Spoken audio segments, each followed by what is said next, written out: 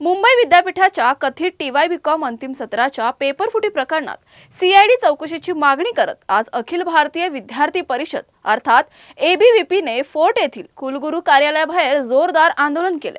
राज्य सरकारने स्पष्ट निर्देश दिल्यानंतरही विद्यापीठ प्रशासन CID चौकशी टाळण्याचा प्रयत्न करत असून दोषींना संरक्षण दिले जात असल्याचा आरोप ABVP ने केलाय।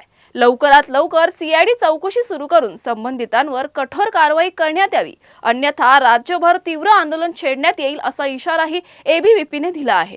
पेपरफुटी करणाऱ्या मुंबई विद्यापीठ प्रशासनाचं करायचं काय?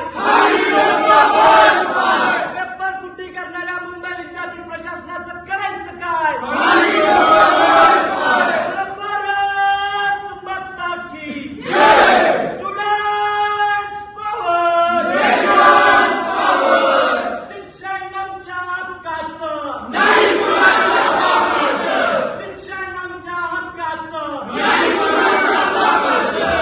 आपल्या सर्वांना माहिती आहे की मुंबई विद्यापीठाच्या TY.BCom चे सेम 6 चे पेपर लीक झाली होती।